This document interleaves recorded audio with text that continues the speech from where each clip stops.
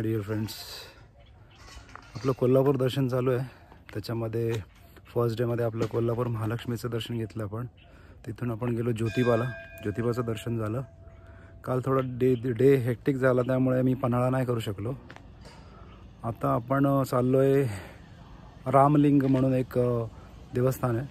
Actually जास्त explore नाही झालं आहे म्हणून तिथे आलो आहे. हे बघा इथे पहाडीमध्ये मस्त वरती डोंगरामध्ये लोकेशन आहे. इकडे पाठीमागे मंदिर आहे. इथे मंदिरात आलो आहे आपण. आता मंदिराचं दर्शन तुम्हाला घेऊन देतो आणि मग आपण अजून काय तिथे दाखवण्यासारखं असेल तर व्हिडिओ तुम्हाला दाखवतो. बाकी इथे मी आलो आहे राईड करत. मित्राची बाईक मिळाली आपल्याला मीटिओर 350.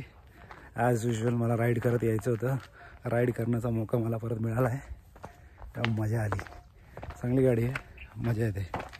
चला आपण मग आता जाऊन देवाचं दर्शन घेऊया. एवढं वरती आलं कसं काय ते?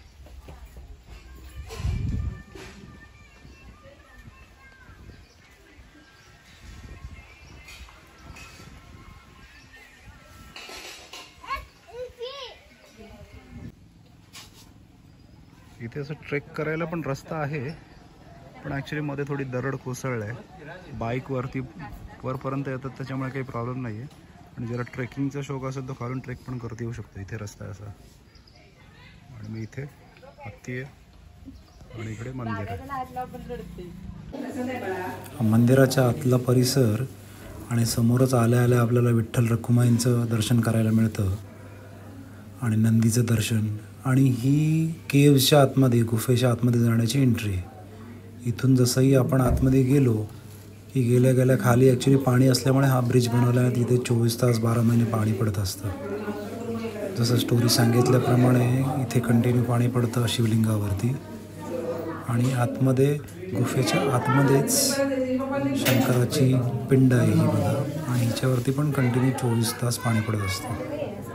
हे इथे ॲक्च्युली सप्तऋषी आले होते. तर सप्तऋषींच्या नावाने 7 मंदिरं आहेत. प्रत्येकामध्ये एक एक पिंड आहे.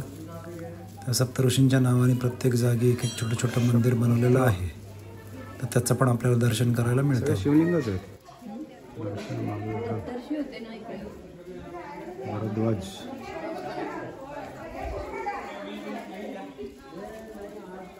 विश्वामित्र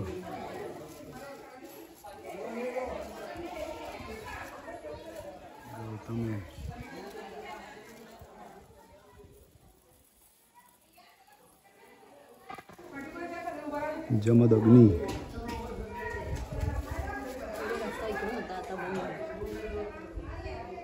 अच्छा वसिष्ठ पूर्ण राऊंड मार.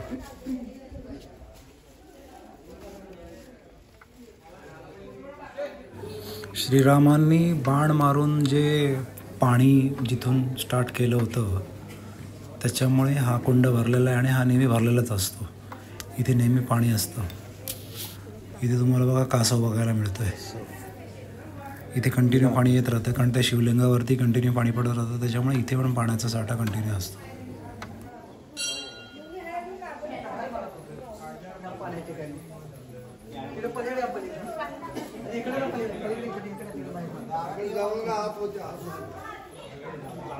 प्रभू रामचंद्र इथं वनवासला जाताना इथं येऊन मुक्काम करून अग्निबाण सोडून पाणी काढले आणि पाणी काढून पूजा केल्यामुळं रामाचं रामलिंग असं नाव पडलं. 12 महिने 24 तास पाणी पडते. आणि सप्तऋषीचं काय इथे? हे प्रभू रामचंद्रांच्या बरोबर आलेले ते सप्तऋषी आहेत. त्यांची नावं सुद्धा आहेत तिथं. त्यानंतर हे अष्टतीर्थ म्हणून नाव पडलं. पूर्वी वल्ल्या पडद्यानं म्हणजे आंघोळ करायचं. आंघोळ करून वल्ल्या पडद्यानं देवदर्शन करायचं असं होतं. ओके फ्रेंड्स, आता तिथले जे मंदिरामधले जे पंडित आहेत त्यांच्याकडनं मी तुम्हाला स्टोरी सांगितली इथली की इथे कसे प्रभू रामचंद्र आले. त्याच्यानंतर मग इथे शिवलिंग जे स्वयंभू आलं त्याला राम आले म्हणून रामलिंग नाव पडलं. त्याच्यानंतर सप्तऋषी आले त्याच्यामुळे सप्तऋषींच्या नावाने इथे सगळं मंदिरं आहेत. त्याच्यानंतर हा तलाव आहे इथे छोटासा.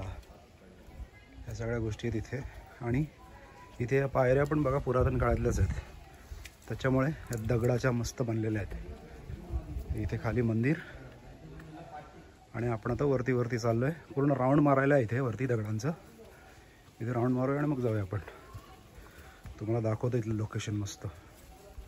डोंगरामध्ये त्याला ट्रेकिंगचा शौक असेल तो ट्रेकिंग करू शकतो इथे. तशी बाईक वरपर्यंत येते.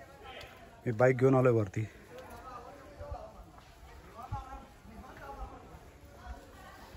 इथे बघा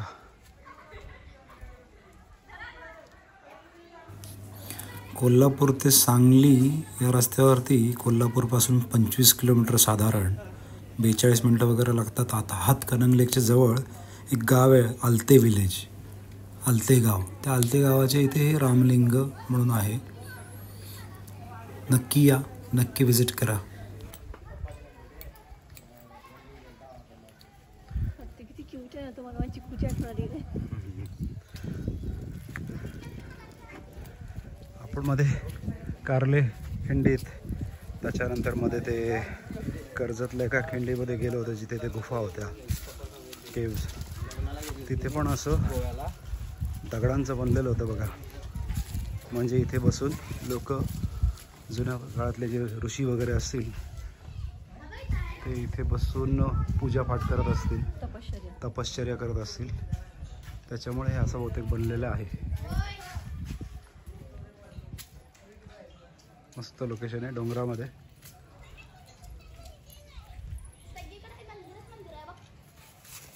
वरती अजून ट्रेकिंग आहे पण आपण वरती जात नाही आहे. वरती डोंगरात मस्त अजून ट्रेकिंगचा रस्ता दिसतो इथनं. हे मुलं चाललेत बघा.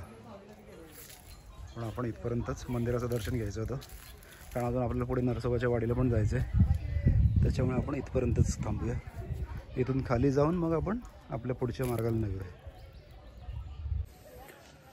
फ्रेंड्स, जसं आता मी सांगितलं आपण राईड करत आलो वरपर्यंत डोंगरामध्ये. रामलिंग मंदिराचं दर्शन घेतलं. इथली स्टोरी पण तिथल्या मुख्य पंडितांच्या कडून आपल्याला कळाली.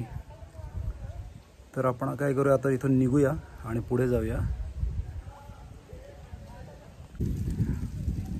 कोल्हापुरामध्ये ॲक्च्युली महालक्ष्मी आणि ज्योतिबाचं मंदिर असल्यामुळे, महालक्ष्मी आईचं आणि ज्योतिबा देवाचं, त्याच्यामुळे हे रामलिंग मंदिर एवढं फेमस नाही झालं आहे.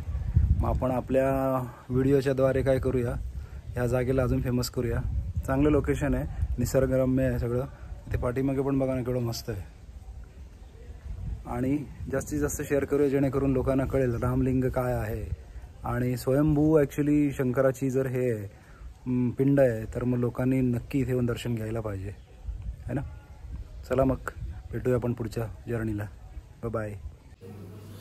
मित्रांनो, इथे श्री प्रभू रामचंद्र आणि सीता यांचे पण मंदिर आहे आणि ह्यांचं दर्शन घेण्यासाठी पण लोक इथे येतात. 22 तारखेला इथे मोठा दीपोत्सव होणार आहे. जो कोणी कोल्हापुरामध्ये असेल त्यांनी इथे येऊन व्हिजिट करावं आणि माझ्या मताने या दीपोत्सवामध्ये सामील व्हावं. खूप सुंदर लोकेशन आहे आणि जास्त मोठं नाही आहे पण छान परिसर आहे, निसर्गरम्य.